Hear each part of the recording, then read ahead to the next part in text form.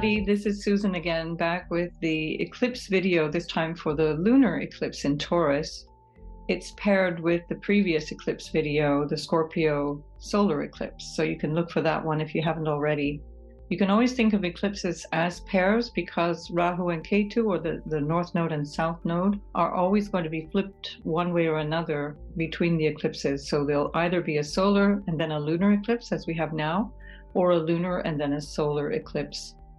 So what's interesting is when you have a solar eclipse first, we're kind of processing now emotionally through this eclipse all of the things that we're understanding about what's changing around us. So every full moon is a culmination point of both the previous new moon in that cycle, so meaning 2 weeks before, as well as the new moon in the same zodiac sign from 6 months before. So in this case, that would have been the 30th of April, which was the Taurus new moon that was also an eclipse. So we're looking here at kind of a result of what has come up in the last 6 months and over the last couple of weeks. And it's really helpful if you go back in your own life and try and explore all the different things that have occurred since then, or that may have been triggered around then and that are showing up now in a kind of either an ending or a culmination, meaning you're seeing the effects of what's going on. And this either way is going to be preparing you for changing course or starting something new going forward into the next new moon cycle. When Uranus is conjunct the moon, it represents significant psychological change or instability, and of course emotional turmoil as well. The moon represents our mind. It's also, in mundane astrology, the people, but it also represents women and motherhood and nurturance and whatever sustains us and our sense of emotional and psychological security. It's also our home, by the way. So in some cases, if you're being affected on your natal moon, then you might actually find that you're moving, you're being triggered to move, or that there's something around your home that's changing at this time. In general, the moon can also represent just what we need to feel safe and secure or comfortable, whether that be physical or emotional. So Rahu, the north node of the moon, is also conjunct this moon, and it's opposite the sun, which is conjunct Ketu, or the south node.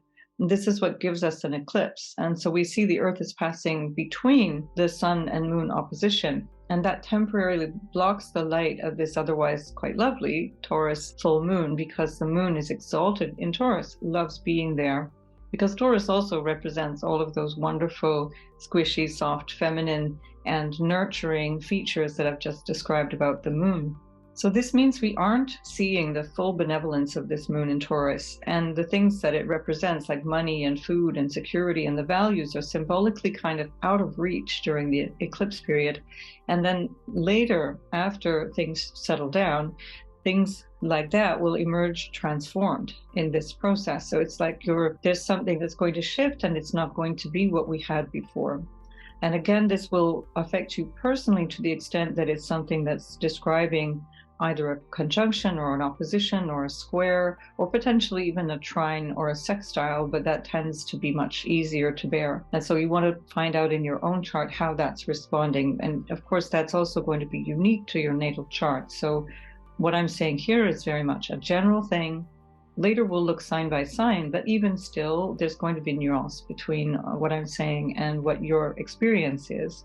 In order to contain and structure the energy of Rahu, we need a good Saturn. And Saturn is now moving forward and quite strong in its own sign of Aquarius. It's been squaring Uranus for quite some time, all the way through 2021, and a little bit more gently through 2022. Right now, though, it's at a very close degree. Because Saturn is in this T-square at this time, so meaning that it's in a strong, challenging aspect to the Sun-Mercury conjunction, as well as the Moon and Uranus and Rahu conjunction, we are seeing this tension, which is about balancing these polarities, balancing this instability that is coming through our minds, our emotions, our communications, our values, all the stuff of exchange, and the values behind the exchange. We can hope that this Saturn will be a good sort of voice of reason for us, preventing these extremes that are pushing and pulling at each other. And that's not just during this eclipse, but of course it's going to spread over the weeks and months to follow, because this energy will last minimum 6 months and more likely longer than that. The moon, Rahu, and Uranus are in the nakshatra called Bharani, which is about life and death issues. It's about birth and transformation and sudden change and the burden of responsibility. So this lunar mansion is teaching us restraint, and the lord of this nakshatra is Lord Yama. It's about maintaining order in the universe according to natural law, and as such, Lord Yama is also the lord of death, that natural law that can't be escaped. So this is why Bharani is the last nakshatra mentioned in the Nakshatra Sutra in the Taittiriya Brahmana Upanishad. There seems to be nothing more finite than death. Paradoxically, the symbol for Bharani is the yoni, which is the Sanskrit word for womb, where life takes on a whole new form. And birth and death are inseparable from one another. The universe is in this constant dance of creation and destruction. Clearly, this is a big message coming at us from the universe, that we are really looking at something which is quite a tipping point in our human experience in this world. People with moon in Bharani natally are very protective of their families, and it also represents a certain amount of authoritarian control and discipline.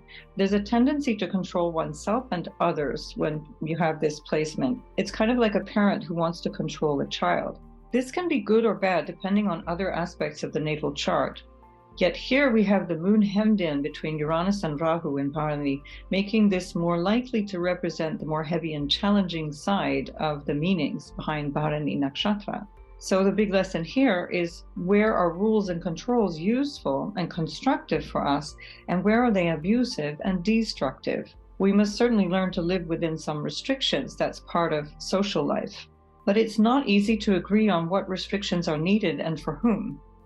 Jupiter is still retrograde until November 24th, so we may not be yet acting from our highest wisdom or clear guidance. We might have lost faith or stopped putting our beliefs into practice since late July, when it stationed retrograde on the 28th. I feel that Jupiter, back in Pisces now, just in time for this momentous shift that we're going through, is asking us to reflect on our highest and most inclusive sense of guidance, the divine justice, meaning karma, which is not subjective, it's not personal, and not human justice, which is highly subjective and often vindictive, and focus instead on our interconnected nature. This is the one glimmer of salvation in this chart that will hopefully act as a reminder of the importance of compassion and understanding the truth, with a capital T, of life. Being a dual or immutable sign, Pisces can have trouble making decisions at times, but it's not because it doesn't know how to. Rather, Pisces doesn't like to take sides because it sees that there's a bigger picture and knows that neither people nor events, whether they be pandemics or wars or elections, exist in a vacuum. Everything occurs on a kind of a continuum, most of which can't be seen from one singular human perspective, which only lasts about the blink of an eye in cosmic terms. Venus and Mercury are combust. That means they're conjunct the sun during this eclipse and for most of November as well. So they're hidden by the sun, struggling to be seen and heard. We're also not getting the best out of Venus and Mercury at the time of this eclipse, and Venus is ruling this moon at the time of this eclipse. So we're not quite getting the things that we would hope to achieve, although there's a positive aspiration there nonetheless. And since the South Node and Mercury and the Sun and Venus are all in Scorpio, we can see that something about hidden motives and drives and desires, because Scorpio represents the unconscious mind, which includes our emotions, by the way, we're going to see something like this is having an effect on us, either through our psychological or emotional selves or our collective selves, as the moon again represents the public. So the moon in some way will reveal something about these hidden motives and drives, some form of understanding better what we're not able to express through Mercury being combust, through Venus where our desires are not clear or potentially not helpful right now. It's quite typical of Scorpio energy to experience strong ups and downs, and people with strong Scorpio placements are often marked by this kind of up and down experience and these big questions of life and death, or some similarly extreme events that will really turn them around. And this kind of crisis that emerges in that Scorpio energy transforms them. And in fact, Scorpio seeks out that level of intensity in life, even in their everyday dealings, because that's the sort of nature of Scorpio, that intensity of crisis and re-emerging. Now we see Venus and Mercury going to be re-emerging after this kind of intense firing in the furnace of the sun, in the core of the sun, and they're going to be able to give us more information later, not now. It's not going to be something we'll know around the time of this eclipse. Venus represents everything that makes a human life worth living, all the sensual pleasures and material comforts and relationships and wealth and all that nice stuff. And the sun is making that difficult to achieve right now. So again, we're not getting the best out of this Venus. She's not in good dignity already being in Scorpio, and the fact that she's not in a great place ruling the moon, which is also in this really challenging squeeze between two challenging planets or points in the chart, it's really going to more likely end in some kind of struggle around all of those areas of life. When Mercury is conjunct the sun, as it is now, within a few minutes of a degree, and then opposing the moon at the same time, also within a few minutes of a degree, our mind isn't clear, and our emotions complicate the way that we communicate and the way we exchange with people. It's hard to be objective now, and we haven't got enough of a detached perspective to be able to even realize this when Mercury is combust. That also applies natally, by the way, with people who have Mercury in the sun. They often don't have a sufficient self-awareness, or maybe later in life they develop a self-awareness that allows them to fully understand what's going on. So let's keep this in mind before believing what we hear on the evening news, and before heading off to vote, for example, or before hitting the send button on that email or social media post. Combustion is a seed point for every planet, and that kind of goes in the heart of the sun, energizing the planet, and then starts a new cycle until the next conjunction happens. And we'll only realize the lasting impact of our choices when Mercury and Venus gain some distance, a little perspective from the sun. And that should be around the beginning of December and through the month of December.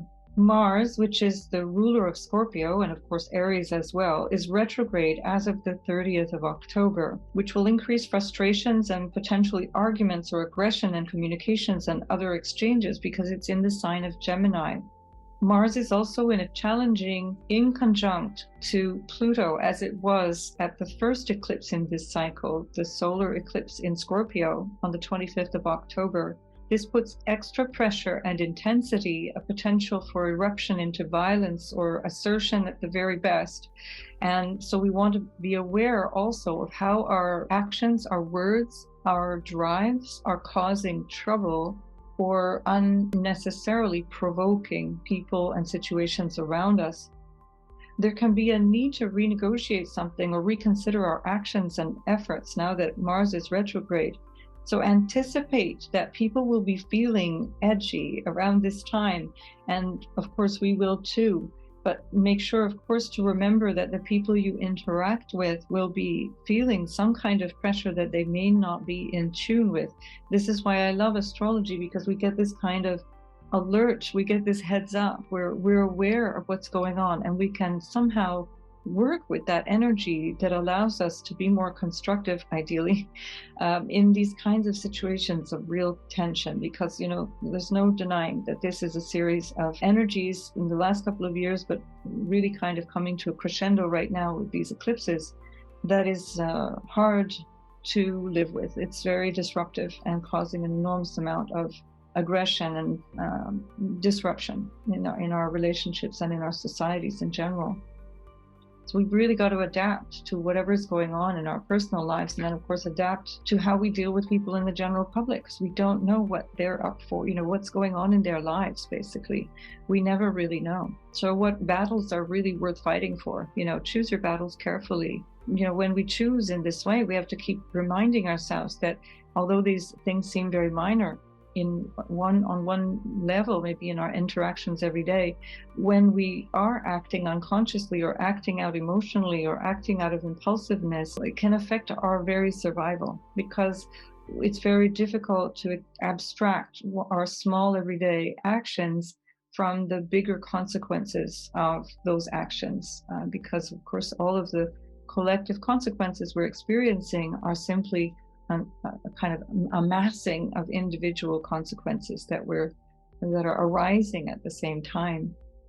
So that retrograde energy of Mars turns inwards, and unless we channel it into some kind of project or a personal goal, it just feels really stifling and frustrating. It's a really good time now to put that energy into changing yourself, rather than externalizing that energy, or put it into a new goal or some kind of ambition that you have, and build willpower at this time, wherever Mars is found in your chart right now. This intensity applies until January 12th, when Mars stations direct. So breathe deeply, count to 10, and see all of your challenges and challengers as your teachers.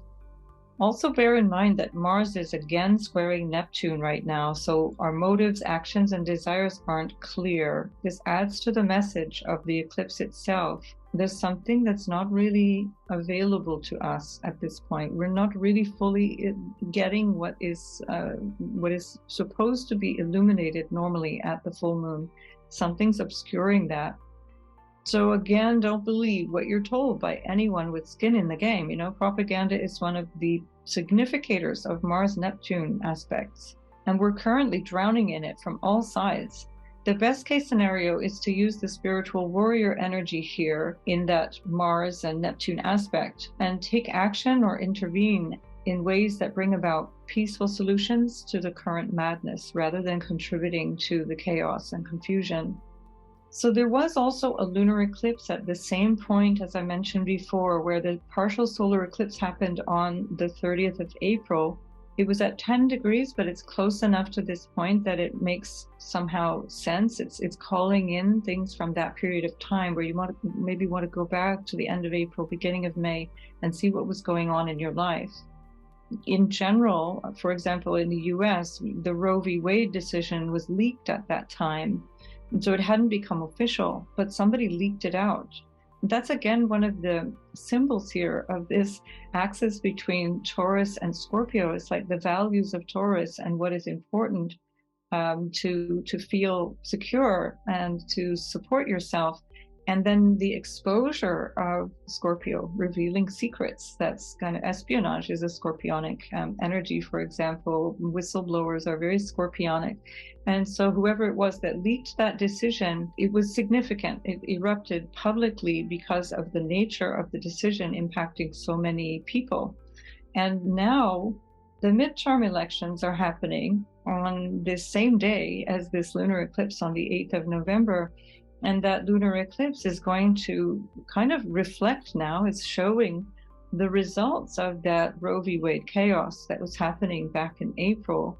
All of the tensions there are going to be kind of exposed, and they will, of course, then be magnified through the emotionality that's also part of this eclipse. So I really don't want to wade into the morass of US politics here, but just suffice it to say that it will be a big, bitter mess around that time. There are a number of other countries around the world holding general and leadership elections in the days and weeks around this eclipse cycle as well, like Brazil, where the runoff elections held in between two eclipses, always a bad sign, and then Israel, Denmark, Pakistan, and China, just to name a few. There's certainly going to be some kind of backlash or irrational and highly emotional responses, and extreme behavior and revolt and upheavals, for example. At the very least, surprises can be expected, although of course it's impossible to predict from within Rahu's kind of smoky haze. Rahu's color is smoke, and that innovative unpredictability of Uranus. And speaking of messy, Elon Musk decided to buy Twitter during the previous eclipse cycle, and then during this eclipse cycle, he completed the deal after having gone back and forth for quite a few months and gone through quite a lot of litigation. So that's another key word for Scorpio, is litigation.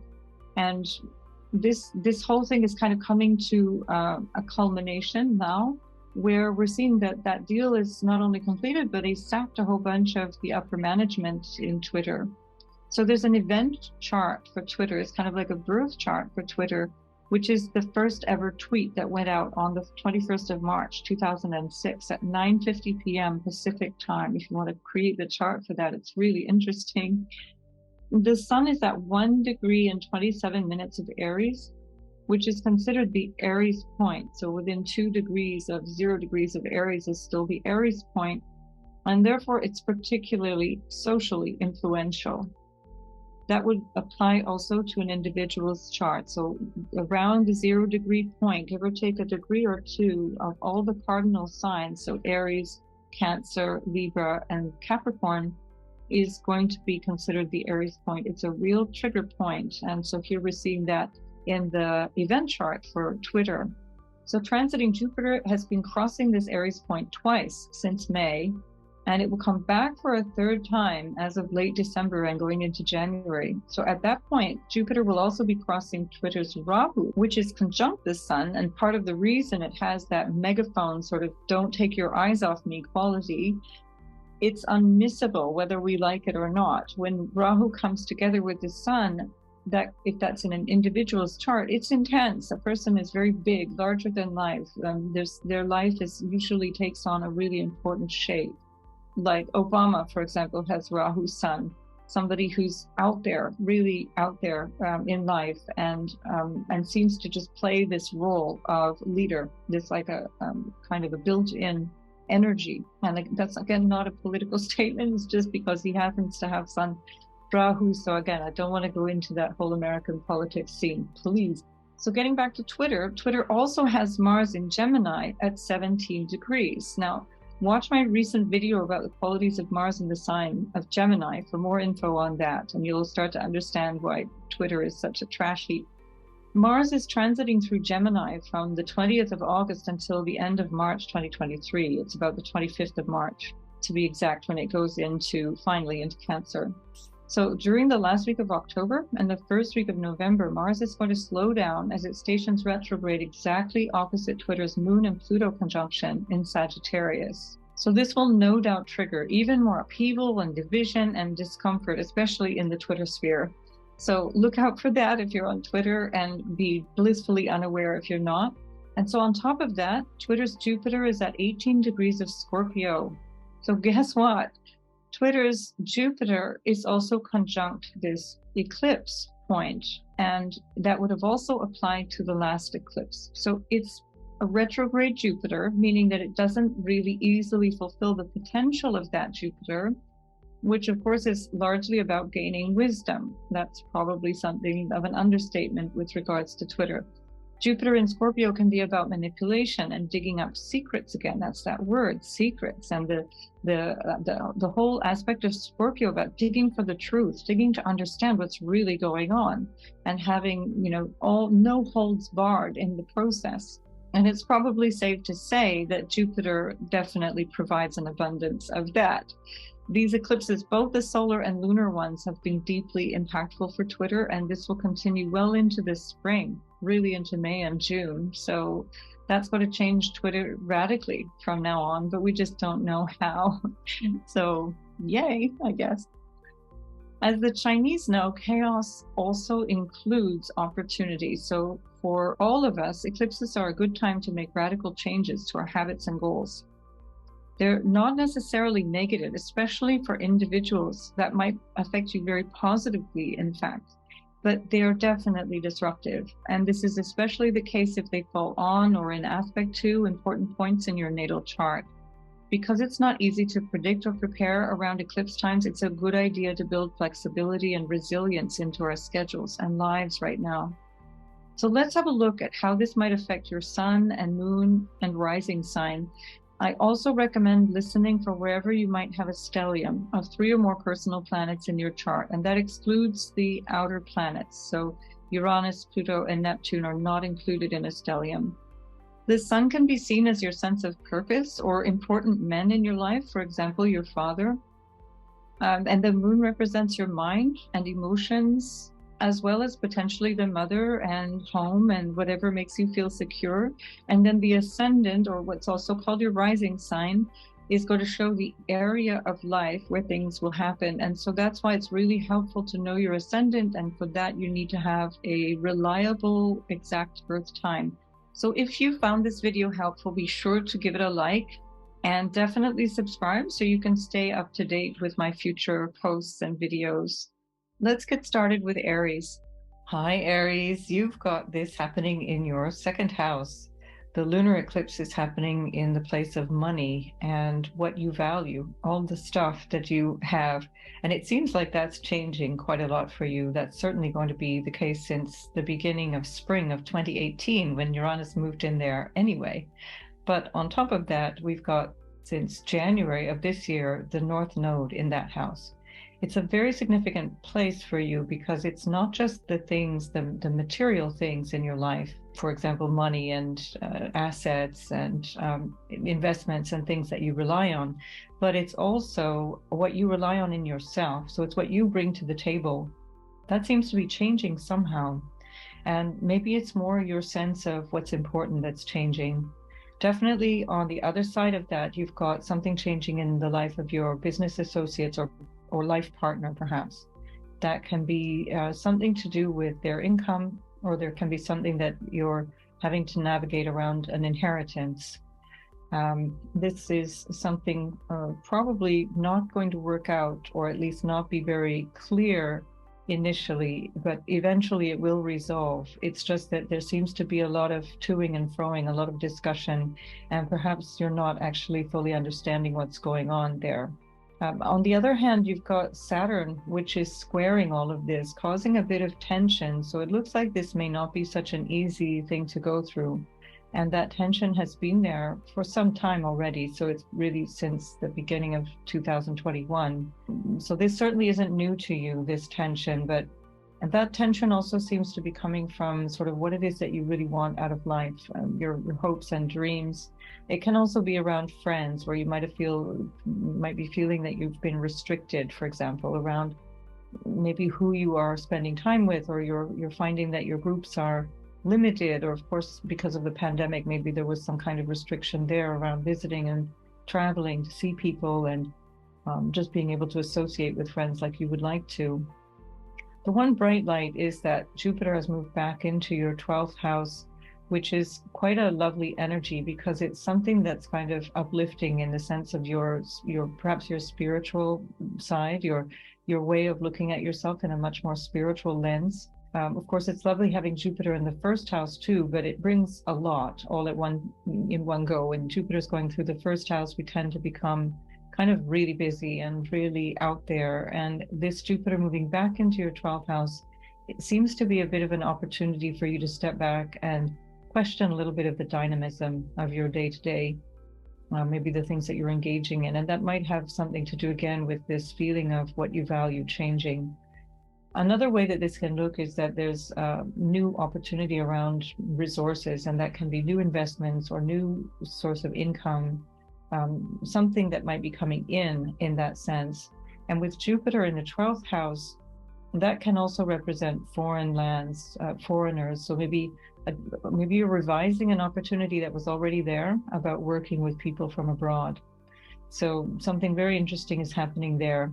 Mars in your 3rd house is also telling a story about business. 3rd house is somehow related to commerce. If you're not into working for yourself, for example, or running a business, then that Mars in the 3rd house can be a lot of work around siblings. Perhaps something's going on with your brother or a male cousin, for example. Or this could also be that you're just really busy in terms of your community and communicating. This is also about marketing. So a really good time also to engage in all of those things if you need to. Mars going through there, it's a long transit from August right through to the end of March of 2023. So again, this is something that you've got lots and lots of time to deal with. And Mars is your ruler, so it's important to keep track of what's going on there. Just beware of being impatient, being sharp with people, being unkind in any way, because that can start to burn your bridges, and that might have something to do with what you're having to deal with in that 11th house of friends and associates. So there's a certain amount of dynamism that's really welcome, but any kind of harshness or discord is going to be backfiring on you, and that could be something that is having to, maybe again take another look at that axis between what you value and what you share with others, and just determine not only on a material level, but what is really important in my life, what is supporting me in my life. Good luck with all of that, Aries. Hi, Taurus. This time it's all about you, and it's all about your 1st house. So something here since January already has been really calling you towards a new way of expressing yourself. Now that, of course, has already been happening since 2018 in the spring when Uranus moved into that place. So this is not new for you, but it looks like there's some real striking impulses here. Probably around the time of your birthday, you should check what you were doing back then, what you were expecting to do with yourself, and how you wanted to step out into the world and live your life, and start to notice what has changed in these last 6 months. Something here is accelerating again for you. Keep this in mind as you go forward, because this is going to be a process of personal development, a really big, strong urge to be different and to show up differently in the world. This is also emphasized by the fact that Saturn is in your 10th house of career. And Saturn is all about getting yourself in order, let's say, taking responsibility for yourself. When it goes through the 10th house of your social status or your career, it's putting yourself forward as somebody who has a potential for responsibility. People see you in that way, and you can also benefit from taking that responsibility. That can come because you have to, that you don't have a choice, and it can come by choice that you're now stepping up and really moving into a whole new role for yourself. So this self-identity can be part of that. What does it mean for you to take responsibility, to step out into life? Maybe this is what that's meaning here, this kind of desire now to step out with responsibility, taking something on that maybe before you were a bit afraid of doing, but now you feel like you have to, or there's no choice and you're the one that somehow got the short straw and now you're going to go forward. But once you've learned and sort of acquired what you need to through passing this test, let's say, of stepping out and showing up in the world around you, you're going to feel the benefits of that, especially after March. And so whatever personal transformation you're moving through here, let that be meaningful and long-term. This is not a time for short-term tweaks. Certainly relationships are also changing for you in quite a dramatic way. And of course, your ruler Venus is in that house of relationships, which is usually so lovely, so nice. But this is all complicated because now we've got this south node with Venus, and then the Sun and Mercury really, really close by. And so that means that Venus is not as relaxed as she'd like to be. So there's, maybe a lot going on around relationships, but it's not that clear, or it's not that satisfactory to you. You don't feel really satisfied by your relationships. Another aspect of this is that with Mars in the second house, there seems to be quite a lot of thinking and activity around money and your earnings, as well as your investments and all of the sort of things that keep you afloat, let's say. And that also, of course, is about what you bring to the table, that energy of, your self-worth and the skills and things that you can invest in your life. It doesn't have to be specific monetary stuff or it doesn't have to be material things. It's also yourself, as you're bringing yourself into whatever realm that brings value. You're the value added in that situation. And so with Mars there, you've got 7 months of really working on this area of life. So if it's about sorting out finances, or more importantly, sorting out how you're engaging in the world and how you want to value yourself in that, this is a really wonderful opportunity to do that. You also have Jupiter moving right back into your 11th house of hopes and dreams, and that's also about socializing with people. And when Jupiter goes through there, it's really lovely. You had that earlier in the year up until the middle of May, but also it's very fleeting. And so take advantage of this. If something's coming back from the spring that you want to go over, or you want to, jump back into something, or a new opportunity, or you're revising that dream and you're saying, actually, I shouldn't have shelved it. I'm going to come back to that. This is really the time to seize that opportunity. Jump right back in and take these 5 or 6 weeks that Jupiter is there in your 11th house as a real blessing, because it genuinely is. And Jupiter is in a really favorable aspect to you in your ascendant and sun and moon. And so all of this together is saying, this is a real chance for you to shine socially or professionally, or in a new way that really feels much more like you in your skin. And this is the opportunity you have to reflect on how that might look going forward. So good luck with all of that, Taurus, and I'll see you in the next video. Hey, Gemini, you're having this eclipse in your 12th house. So the 12th house is this place where a lot happens behind the eyes or far away. It's either behind locked doors or behind your closed eyes or in a distance, so that either way, it's not really visible to you where you are. And so this can be something that's happening in your very intimate sort of spiritual experience of your life, or more of a sense of your private life, something new, different. And of course, that's something that has been illuminated already, not just by this full moon lunar eclipse, but it's also since May of 2018, where you've had that Uranus transiting this house, which has been stirring up quite a lot of these 12th house issues. 12th house can be also where things go wrong, where you have losses, where you have accidents, where you have what are called hidden enemies, which, by the way, you have to include yourself in. So it's like where you might be your own worst enemy. But nonetheless, that's something that seems to be highlighted here. We can say that for sure something's going to change dramatically. Now, that also could apply if you're somebody who's working with people from faraway lands, or you have foreigners in your entourage, or you have some kind of ambition to move and to travel abroad. This is something that is an opportunity that might be arising in that field. The 12th house is something that also stirs up quite a lot of ancestral or deeper psychological or deeper emotional connection to life. So again, something here could be sort of seen for you, if you like. It's something that can come up, and almost that you have this inspiration or a new sense of what's possible.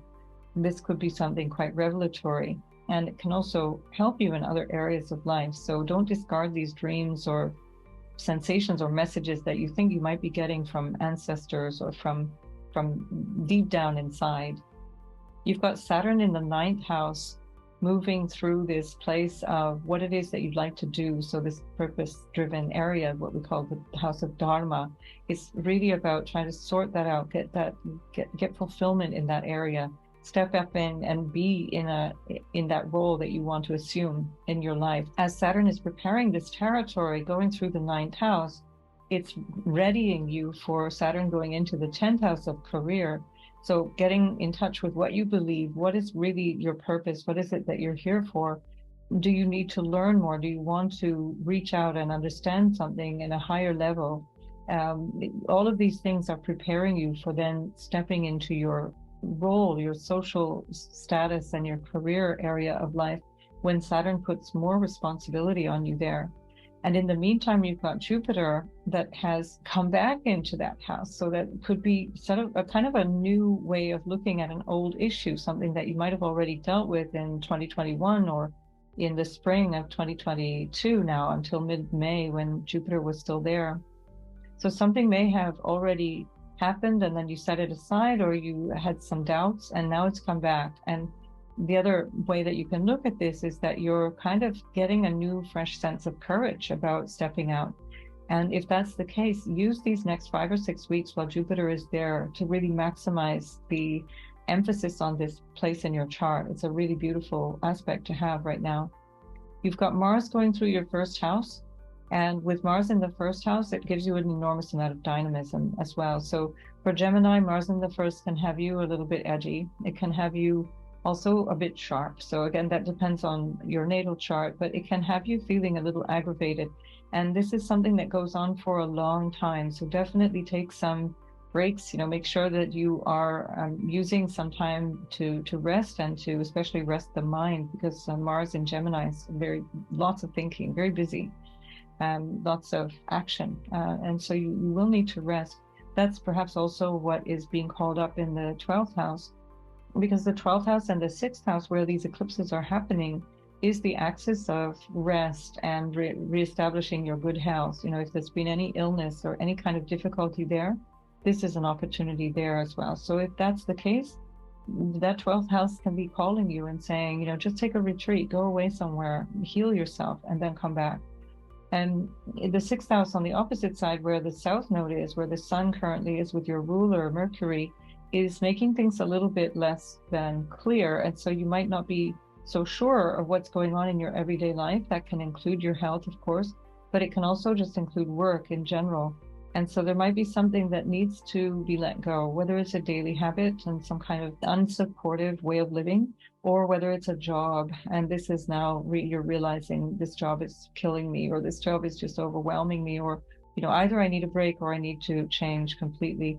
Now with Jupiter in your 10th house, you've got this opportunity to really think big before Saturn comes in next March, where it's going to put you in that place of responsibility. And so all of this could be coming together to paint a picture of something very new in your day-to-day experience of life. So good luck with all of that, Gemini. Hi, my fellow Cancers. We've got this happening in the 11th house of hopes and wishes and dreams, and it's also friends and groups and associations. And so there's something here that seems to be expanding, a whole new energy that you're reaching out into. And this, of course, has been changing quite dramatically with Uranus going through there since May of 2018. And so in the background of it, nothing new, except that there's a new impulse. So now you're really being sort of pressed forward or expanded, if you like, or somehow thrust forward, because Cancer's a little bit shy and we're not so keen on being pushed out there. But this is the time. This is the time maybe to reach out a little bit, stretching a little bit more out of our comfort zone and doing things that we are not accustomed to doing. With Mars in the 12th house, this can actually be really beneficial. Don't let that energy go inside. Don't let that energy pull you in too much, because it'll just make you feel frustrated and aggravated. So use this 12th house Mars to help you generate things like research and understanding things, going behind the scenes and really working on your spiritual path, on your spiritual understanding. Mars in Gemini as well, because it's this rulership of Mercury, Mars in Gemini, and especially in the 12th house, can also be things that are of more mystical nature, including, for example, astrology, on that more mystical side of astrology. Saturn has been going through that 8th house as well of the occult. And so that's also a little bit about that. It's not all bad news. So Saturn in the 8th, of course, can restrict income and make things a little more challenging around money. That's luckily going to ease up after about another 5 months there. But also the passage of Saturn there is about really starting to master certain areas of life that might relate to the occult. So this could be what Mars is also trying to help you do. And if that's one of your ambitions and one of your goals, well, use these eclipse energies as well to really jump forward into something completely different. On the other end of that, we've got the South Node and the Sun and Mercury and Venus all together in the 5th house. That's children and creativity. There's a lot of energy right there. And that's really a very key part of your life anyway, Cancer. You're always very interested in children and you're expressing your creativity in one way or another, even if it's just through cooking a lovely dinner or being genuinely artistic. It's something that you really enjoy doing. So maybe now you're also seeing new ways of being creative and having to shed ways of being in your, in habits, for example, that may have kept you from doing that, from expressing yourself creatively. So this is definitely a better use of that South Node energy. So don't allow things to happen sort of to you, but start to look at areas of your life where it's like, I need to create time. I need to let go of doing that thing, so I have more time for the things that are creative for me. Using the South Node in that way is really harmonious, because South Node is all about letting go of stuff. It's about what you're leaving behind. You might have children, for example, that are going off to school, maybe for the first time, and so you've got a little more space in your day. Or maybe your kids are bigger and they've gone off to university, and now you've got a big, wide open space in your day. And so now you've got this opportunity. So you're fulfilling this ambition, fulfilling these dreams and your goals, potentially also new sources of income that may come from this new creative impulse. But first we need to shed something. We need to give up something, let it go, and then allow that to fill the space as you go forward. We have also, in a very favorable aspect to Cancers, we've got Jupiter moving back into the 9th house for about 5 or 6 weeks. And Jupiter was there until middle of May this year. So if you think of what was going on from the beginning of the year till the middle of May, there's something that's really emphasized at this time. And this can bring out some new ideas, new notions of what it is that you're here for, a fresh sense of purpose. The 9th house can be your sense of purpose, your role in the world. It's your higher thinking as well, the higher mind, if you like, higher philosophy or higher education. You might be reconsidering what you need to learn or what you'd like to learn, and having that come back as a fresh thought that had been shelved for a while. So a really lovely time. This is really favorable energy, I think, for Cancers. For once, we get a bit of a break, and there's actually quite a lot of things that can be very supportive.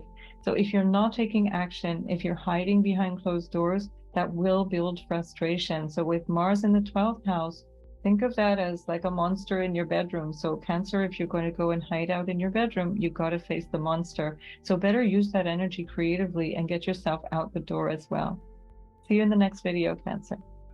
Hi, Leo. This is happening in your 10th house. This eclipse is all about your career and your social standing. So there's an enormous amount of change in that area of your life since May of 2018. Now, this is being boosted, if you like, by this eclipse, because the North Node there is giving you another step forward, some new step, a new phase in that area of your life. This can represent anything from marriage to your career to social status, meaning now you're going from not having kids to having kids, or being unemployed and now being employed, for example. Lots of possibilities in that house for a claim, for finding something that you become known for out in society, or changing your role, having a different role in society.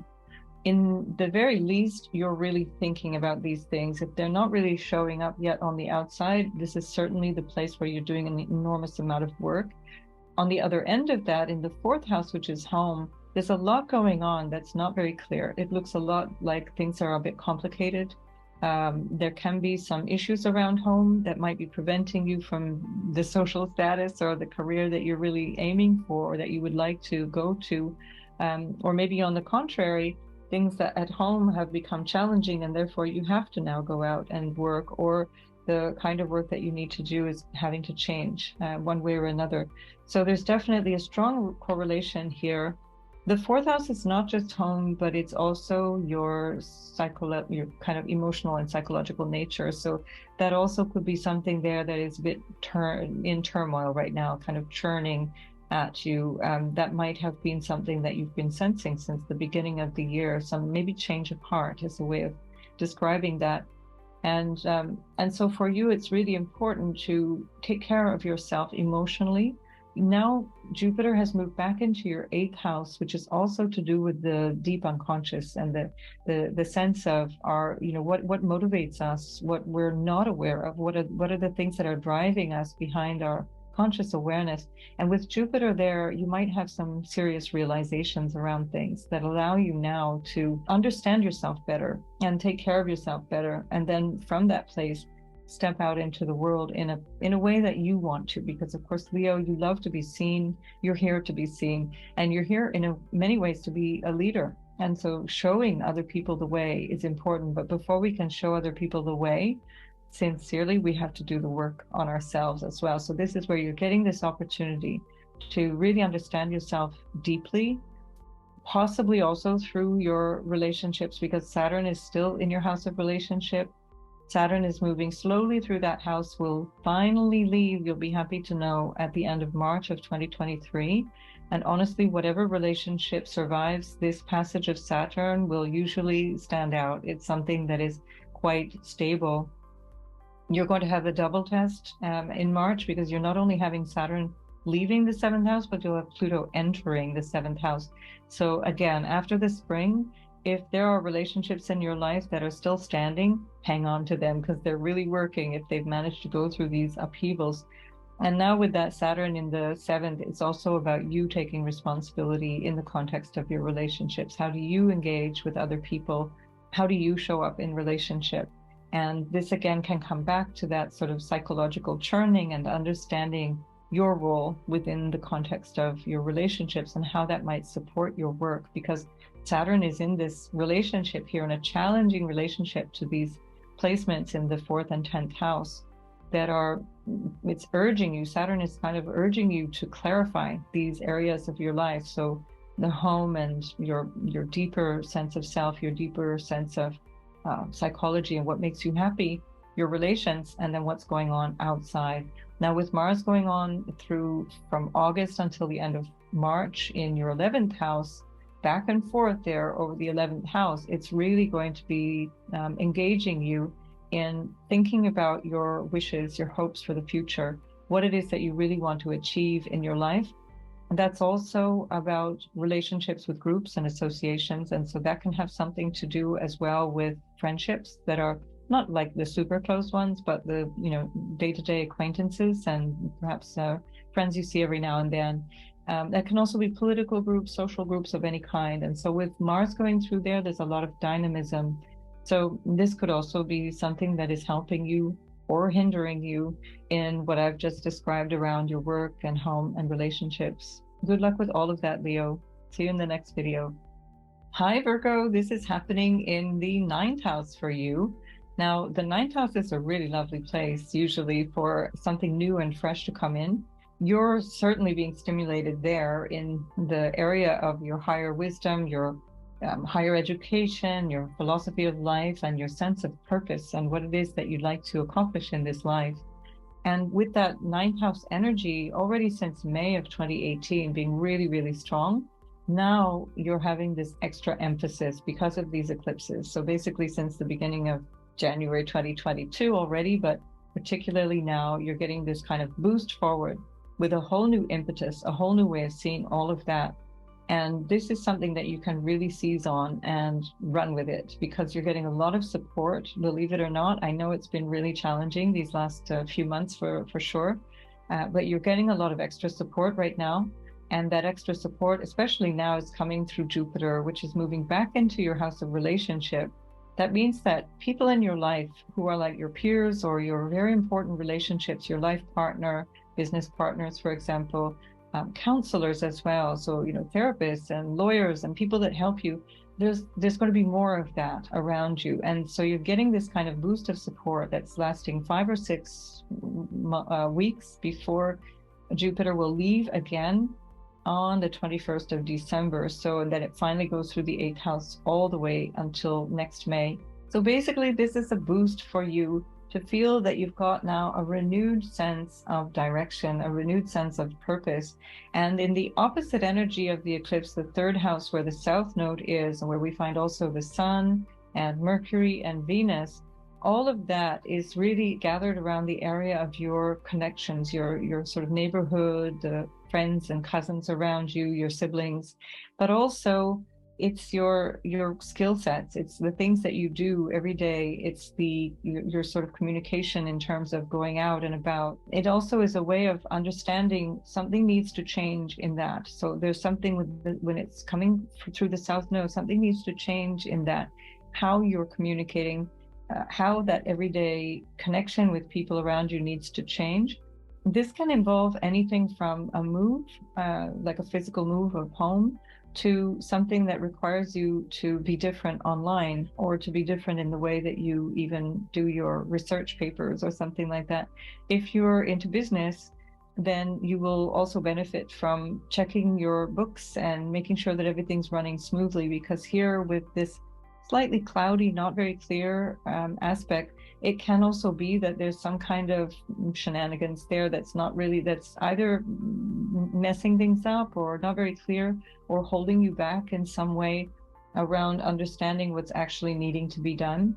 That will become clearer by the end of November. I think before then it's probably still going to be a little bit confusing, but just keep on top of everything and make sure that also how you are behaving out in the world and in terms of your ambitions and so on is also keeping other people in mind. You've got Mars going through your 10th house of social status, and when that's the case, you really stand out. And so you want to stand out in a positive way, and Mars going through the 10th house can be quite ambitious and potentially prickly as well. Again, that depends on your nature, your particular chart, but because that Mars is going to be there until the end of March, definitely keep track of how it is that you're relating to people, and consider what your ambitions might be now, how they might be changing. So I see that as a very good thing, combined with Saturn going through the 6th house, which is putting a lot of order in anything that's not quite right around your health, or around your day-to-day schedule, or around your basically how you live your life. Is it actually supporting you or not? That can be everything from your sleeping schedule to how you eat, or do you exercise, or are you looking after yourself? And if there are employees in your life, or if you've got if you're working with people like peers, colleagues, then that can also be that whatever tensions may have been there, whatever challenges may have been there, are going to lighten up now, because Saturn is moving direct you're getting to the end now of this 2.5-year cycle. Well, Saturn has only 5 more months left in that place where you're going to start to be able to resolve quite a lot of these issues. If there is anything outstanding in terms of your overall well-being, this is a great time to deal with that and sort that out, because then when Saturn moves into the 7th house, you're going to be starting quite a new dynamic cycle in terms of restructuring yourself around your role and your relationships in the world. So good luck with all of this, Virgo. I look forward to seeing you in the next video. Hi, Libra. This is happening in your 8th house. The 8th house is always a very impressive place. People are a bit nervous around the 8th house. It's a place where we have a lot of depth. And so when there's something new in there, as it's been, for example, since January, where the North Node moved into that place, then we're looking quite deeply at what's going on in our life in terms of potentially also what we're afraid of. What is the stuff that we're not dealing with? And since you've already had Uranus there since May of 2018, you've probably also been dealing with quite a lot of these things already. So this is now just kind of a new upcycling. It's a new impetus for something new to come in there. It could be a new insight or something new that is happening around issues of shared resources, potentially with your spouse or with family. That could be in the form of an inheritance, for example, things that need to be dealt with around that. On the other end of this, you have something changing around your house of finances and the material things that you have that has value, for example, or investments and everything that supports you. So that also includes family as well. So there's definitely some issue here that is about money. This is the axis of money for you that is being highlighted during these Taurus and Scorpio eclipses, all the way from January 2022 until July 2023. So this is not new. It's something that's ongoing, and you have a lot of time to organize this, but it can be that events happen in sort of sudden, surprising ways where you just have to kind of step up and realize that something needs to change here, or I need to respond to this in a different way. And part of that might be shedding old ideas around what you value. This can be around your own self-worth as well, recognizing where you haven't been evaluating yourself or valuing yourself sufficiently well. And this is maybe an opportunity for you to do that. And so it's a new way of engaging with other people on the level of what you share with them. That can be in marriage as well, so a whole new way of engaging around marriage.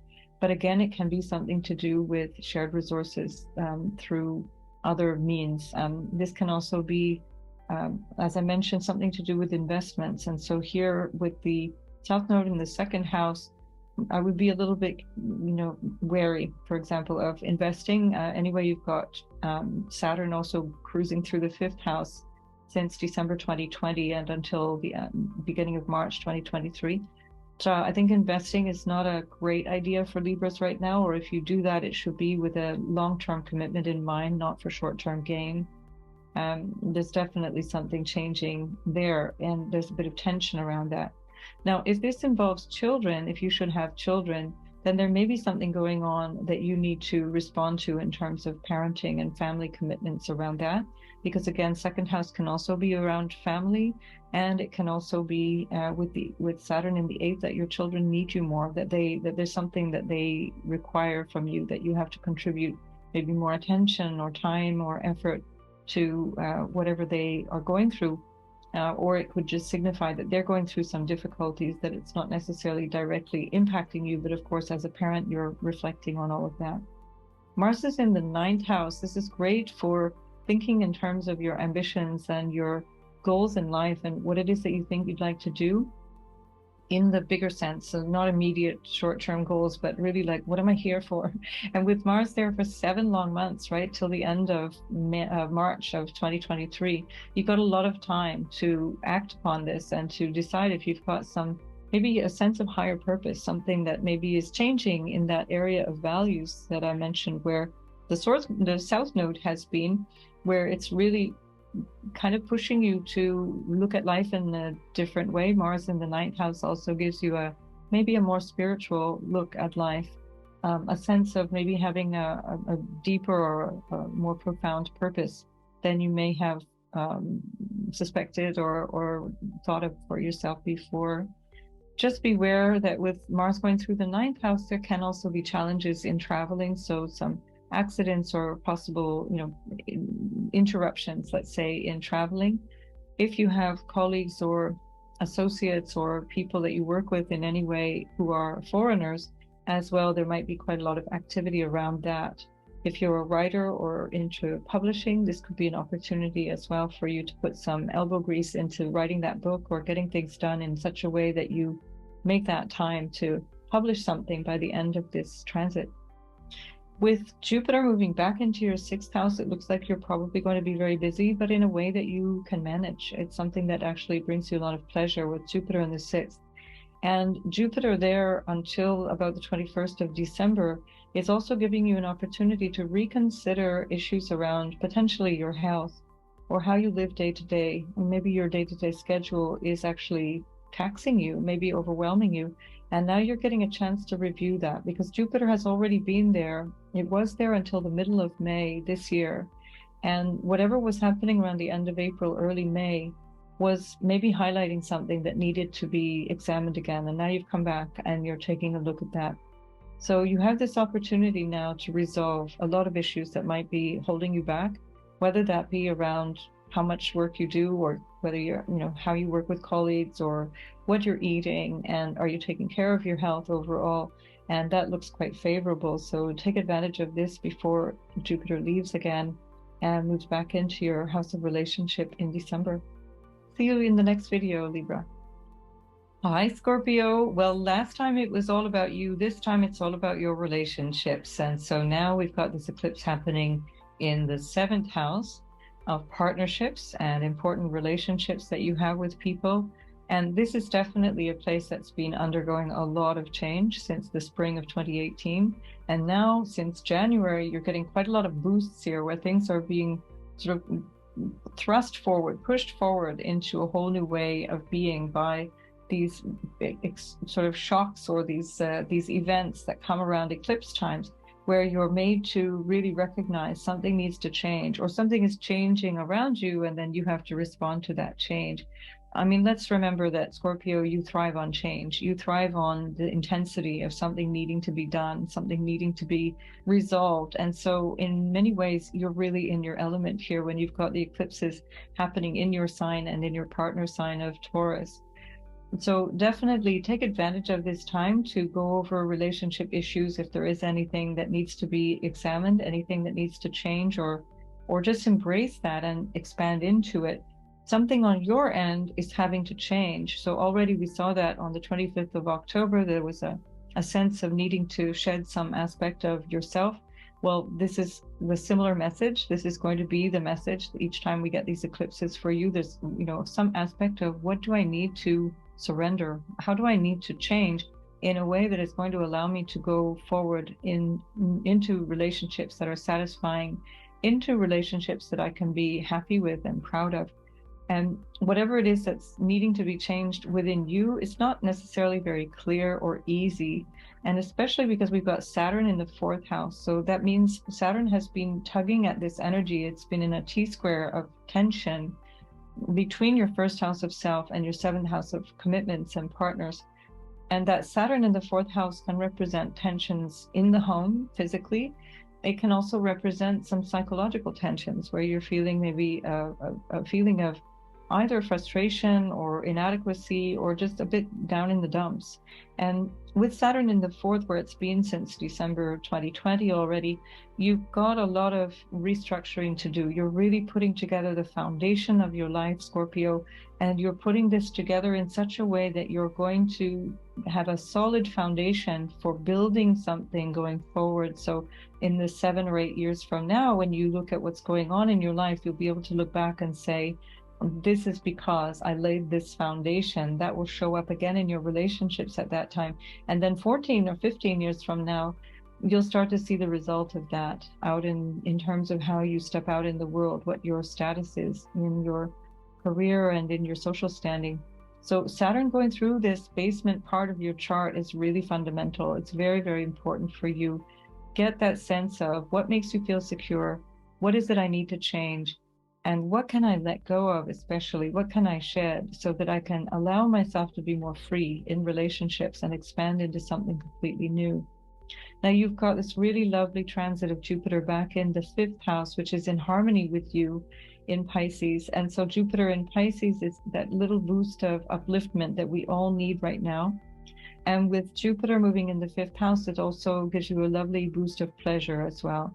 So the Saturn in the fourth feels a little bit heavy, but actually with Jupiter moving through the fifth, even if it's only for 5 or 6 more weeks, it's going to give you a real feeling of enjoyment, having a lot of joy around your children, having a lot of joy around love, around all the things that make you happy. It's just general joie de vivre and this feeling of just being well.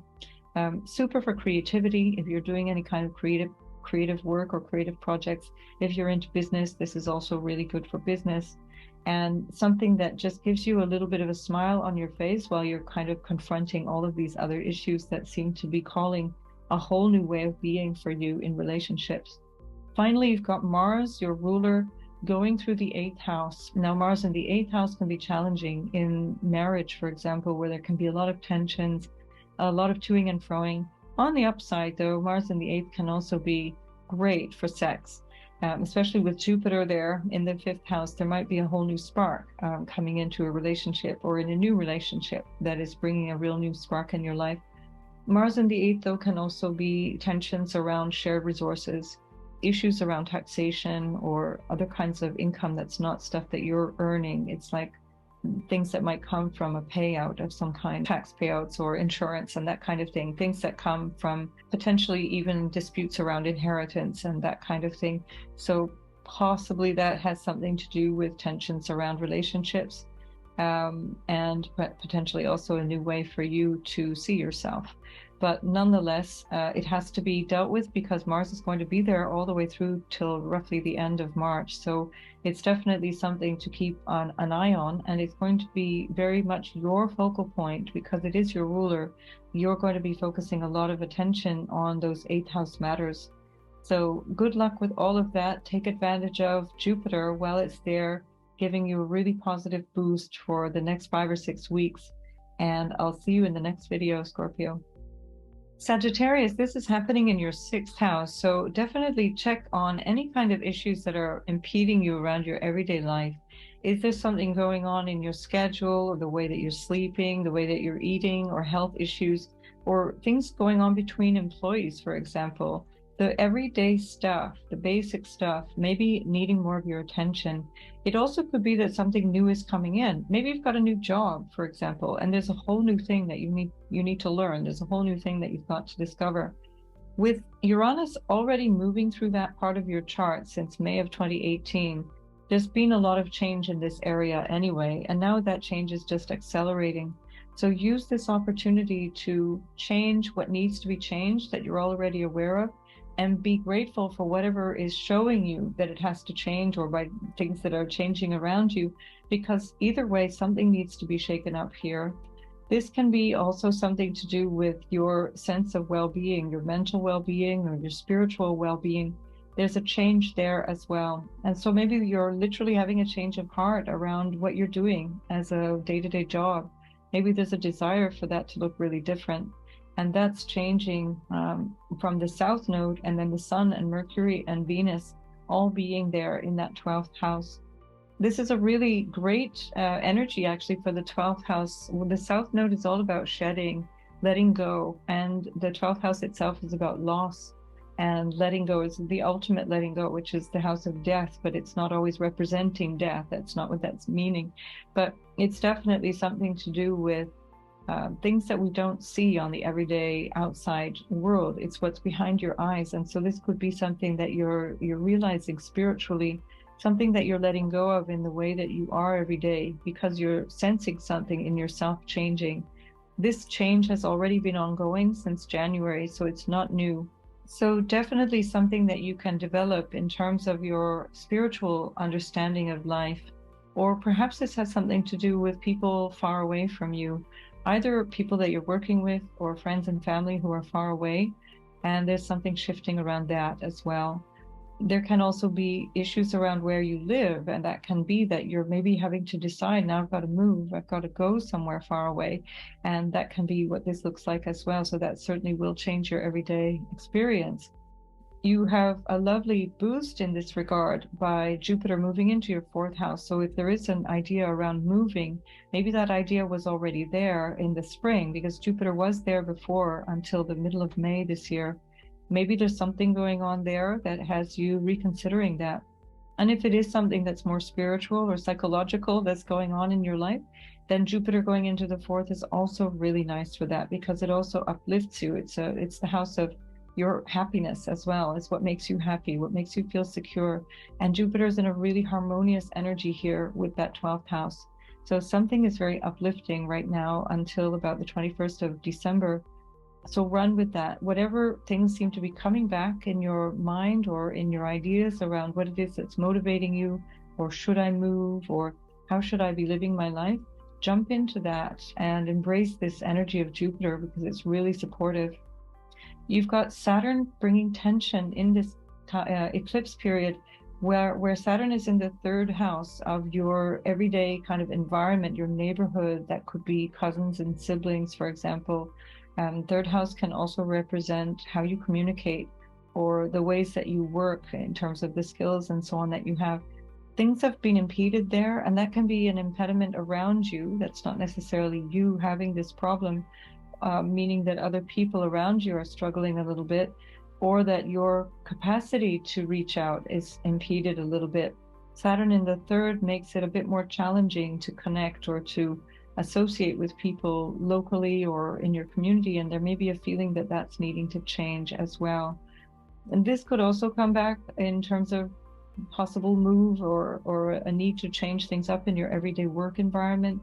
And so when Saturn is in the third, we also have to learn new skills, and that learning new skills can be literally something like, I got to figure out the way to the grocery store in this new neighborhood, or it can be, needing to understand how to code a new program on your computer, or learning a new language, for example. But Saturn in the third house makes you work harder. If you're in business, for example, it's going to put a lot more effort in, having a lot more effort to achieve the same kind of goals in work.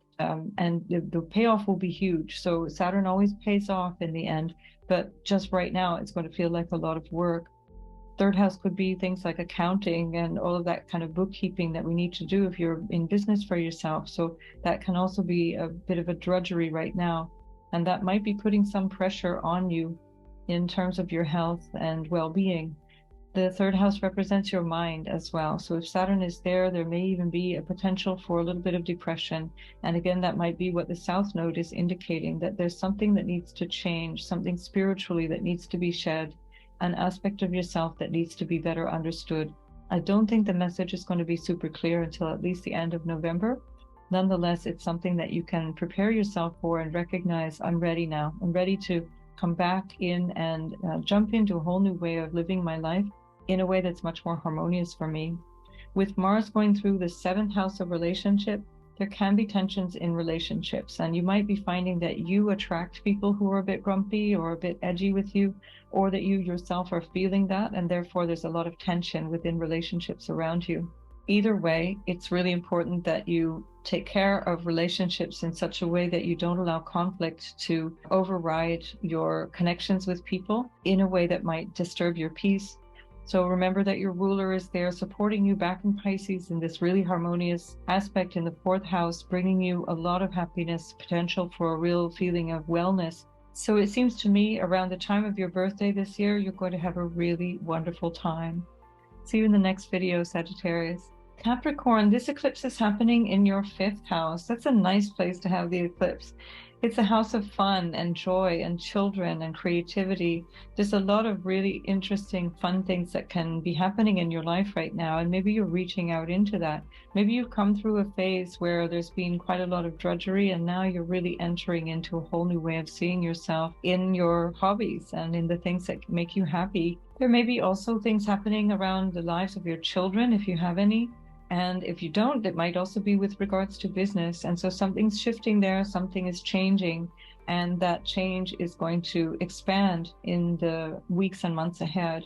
So that fifth house energy is quite something to look forward to. Definitely enjoy that as much as you can. It's in a trine with your energy of Capricorn, where you've been kind of struggling in the last few years because you've had, since 2007, at the end of 2007, you've had Pluto going through your first house of self and kind of having to buck up and transform yourself in just an incredible way. So you've been under immense pressure.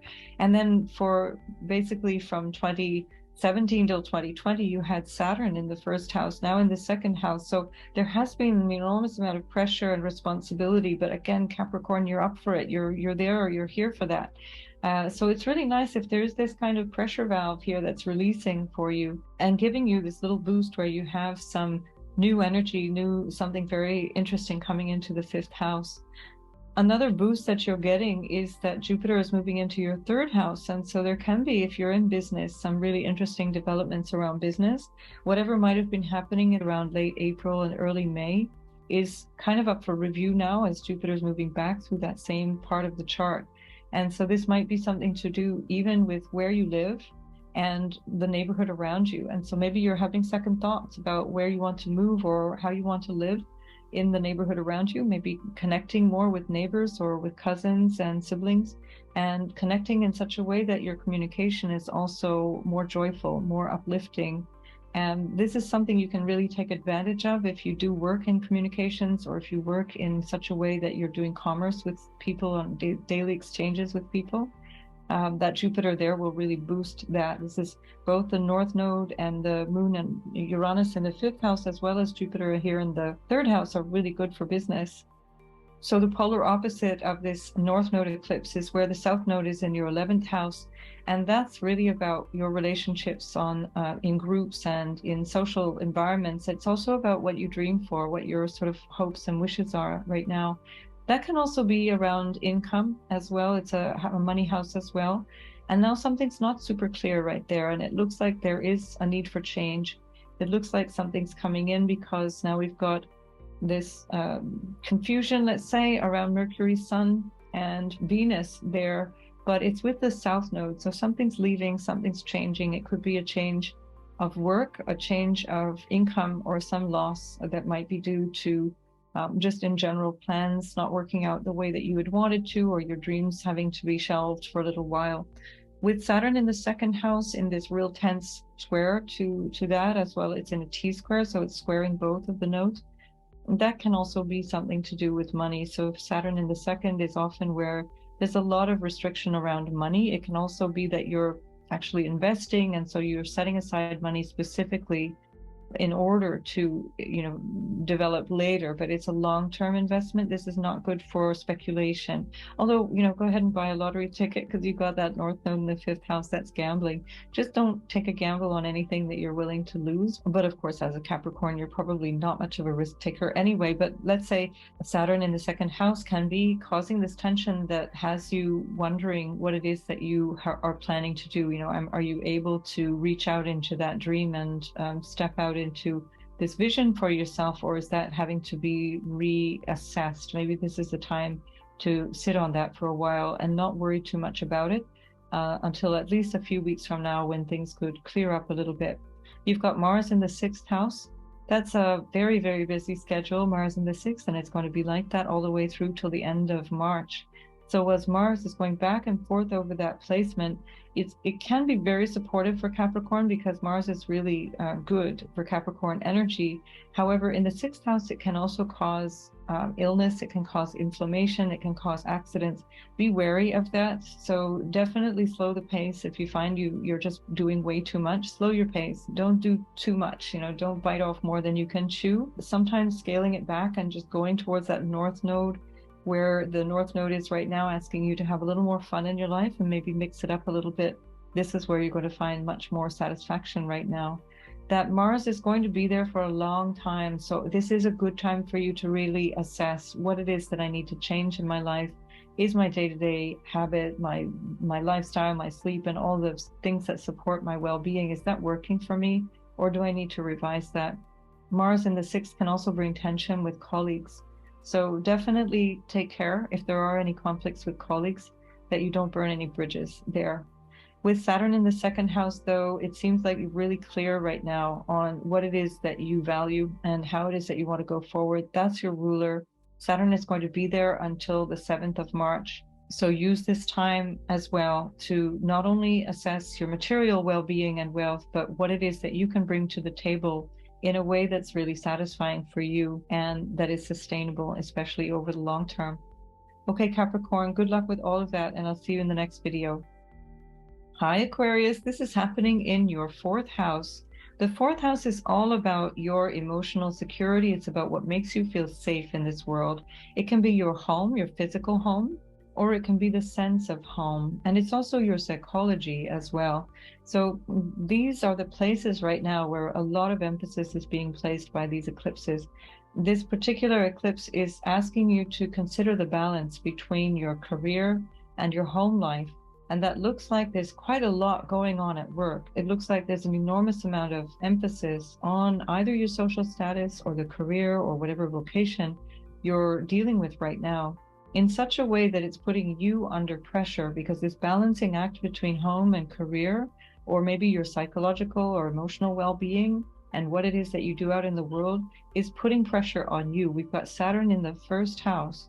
Saturn works really well for you. It's your ruler, but Saturn in the 1st can also be pretty heavy. And so it can have you feeling really burdened or really under a lot of pressure. This, I'm happy to say now that Saturn is moving direct, this is going to lighten up as you go forward over the next 5 months. You won't have Saturn here for the next 29 years, so you don't have to worry about this anymore, but definitely take all of those clues that Saturn is giving you about what is needing to be restructured, what needs to be more solid in your life.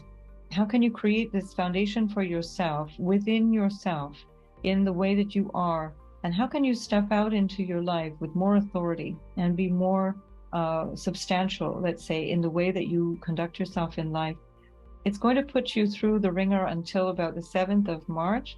Again, this is not new. You've already had this since December 2020. This is not new stuff. But it's definitely something of a trial when Saturn goes through the 1st house.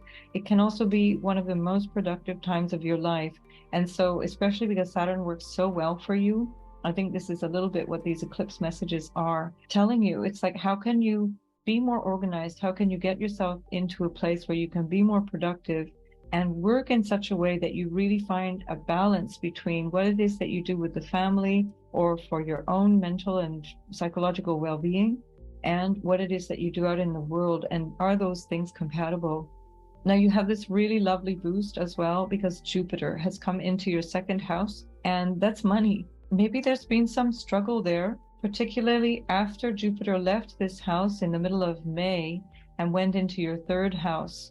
And with Jupiter now back in the 2nd house, there may be something coming back of a financial opportunity or another potential for increasing income, or just a really lovely feeling of self-worth, because Jupiter in the 2nd house can also make you feel just much more solid in your sense of well-being and self-worth. So enjoy this energy while Jupiter is there. It was there up until mid-May, and at the same time, the end of April, beginning of May, we had these eclipses at the same time. So there might have been a similar message if you go back over what you were doing the end of April and beginning of May. What was going on for you then? Now the same message is coming back. Perhaps there's a new opportunity or some reflection that's been done in the meantime. Now you have a better answer. In the meantime, you've got Mars going through your 5th house, and that can actually be really fun. Mars in the 5th is all about having fun. It's about dynamism around creativity. It can also be about kids. If you have kids, that could bring some potential for tension around that. But it can also just bring a lot of fun and passion as well. Mars is busy, it's active, especially in Gemini. And so with Mars going through the 5th house over a long period of time, right through till almost the end of March, you have a lot of opportunities as well, if you're working for yourself, to be very entrepreneurial and to get a lot of stuff done, to be very creative and dynamic in that way. So I think this could be a very uplifting time for you, despite the Saturn in your 1st house. And definitely stretch a little bit in your sense of what it is that you need. Take care of your emotional well-being, take care of your physical and mental and emotional needs at home, And that will probably help you feel more balanced and more at ease in whatever it is that you're doing out in the world. I look forward to seeing you in the next video, Aquarius. Bye for now. Hi, Pisces. We're having this eclipse in the 3rd house. I also have a Pisces sun and a stellium, in fact, in Pisces. And so our energy of the 3rd house is quite highlighted. And this is really quite exciting. If you're in business for yourself, if you're doing something new in terms of your business, this is really a great energy. Something new can come in that space. If it's something to do with siblings or your neighborhood as well, there can be issues around here where you're now expanding in new ways around your neighborhood, around connections with people, peers.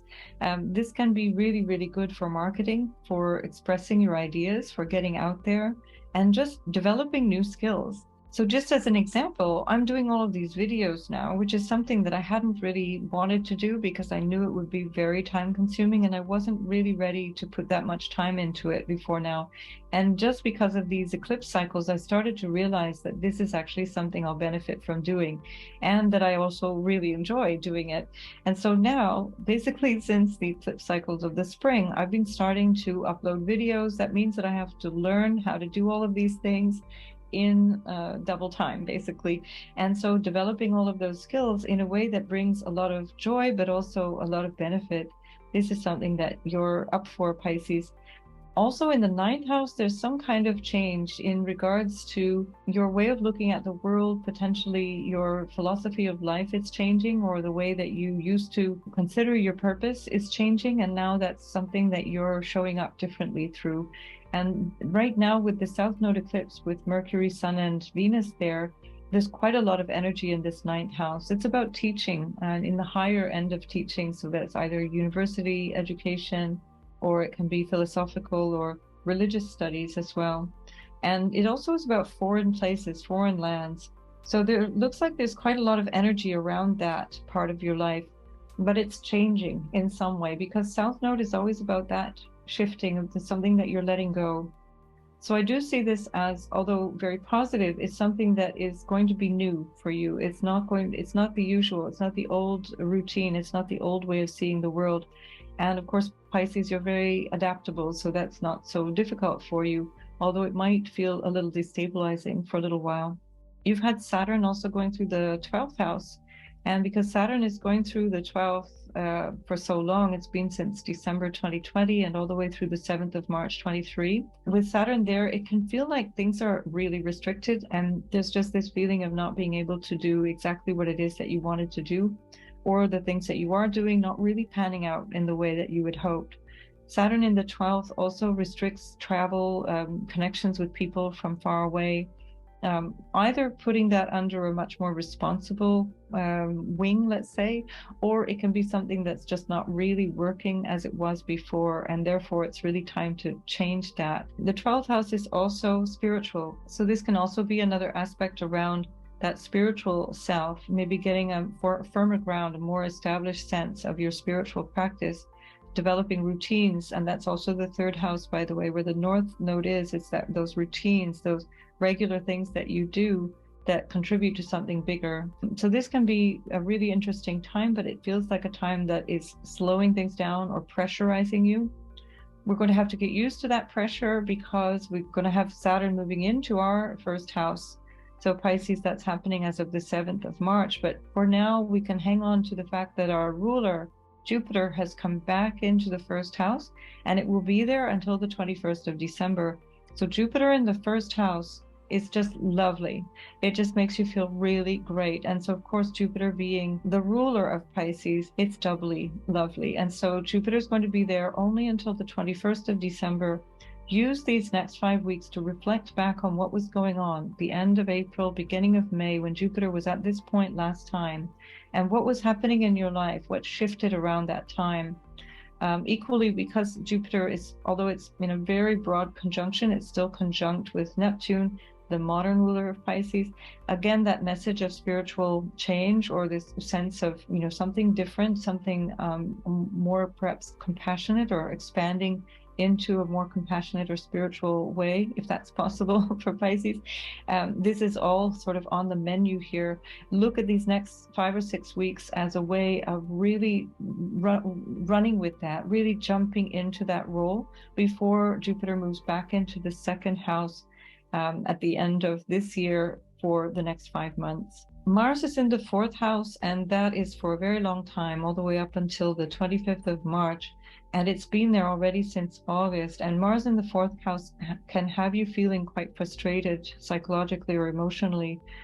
Quite a little, tension potentially at home as well, or frustrated literally with your home, wanting to move, wanting to be somewhere else, or having a lot of things going on around the house. There's, for example, all around me, there's construction going on and it's driving me crazy. And that has literally been since the summer.